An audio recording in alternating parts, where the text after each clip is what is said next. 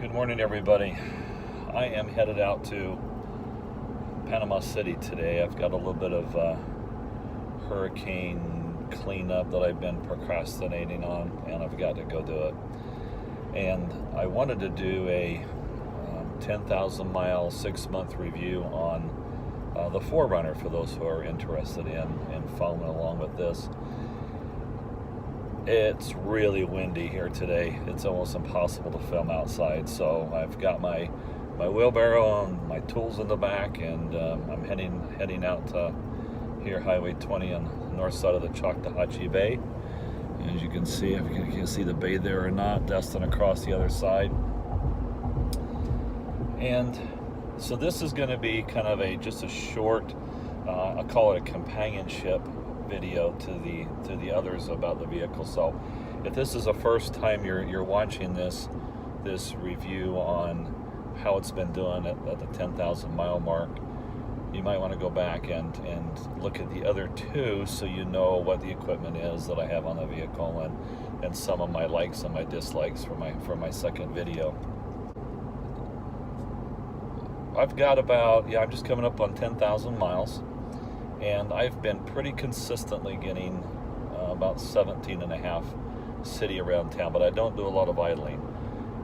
I had been averaging about 18.1 on the nav system, on the computer system, for about 450 miles until I took it in for servicing. Then it came out of the shop saying 17.5. So obviously idling is one of those things that can probably really knock your gas mileage down. What are some of the things I want to highlight is, first of all, the ride. I really like the ride. I'm really happy that I got the KDSS. Yes, it does have some drawbacks with the size of lift that you can put on it, but I talked to another guy that's in my town that has a 2019 TRD off-road premium just like mine without the KDSS, and one of the things he was complaining about is the constant nosedive that he has when he hits the brakes. So the KDSS is definitely a winner for me. A sliding deck that I put on, you know what? I really like it. I use it all the time. I mean, all the time.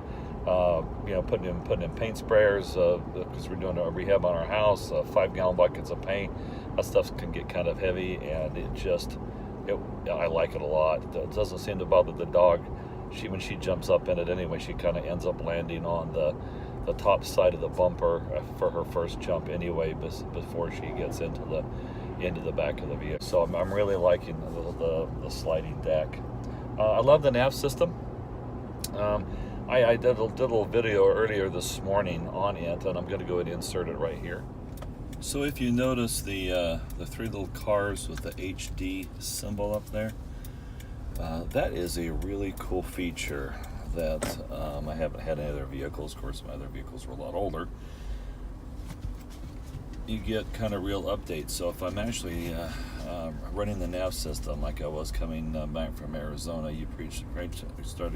it'll actually show you the construction zones coming up, much like how the maps on your iPhone will do. It'll tell you traffic slowdowns, but it'll actually announce, slow traffic coming up in 10 miles, congested traffic coming up in 10 miles, stop and go traffic coming up in 10 miles, stopped traffic coming up in 10 miles, and it'll actually give you rerouting alternatives, or tell you that you're still on the best route. Pretty cool stuff. And it also allows you to, if I come over here to the apps,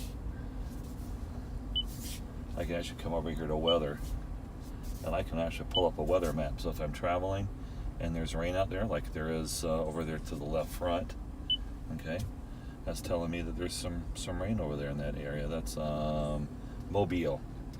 So anyway, just a quick little thing that I really do like about the nav system. I say love the nav system. Let me rephrase that. It's okay, and there's some things that I like about it.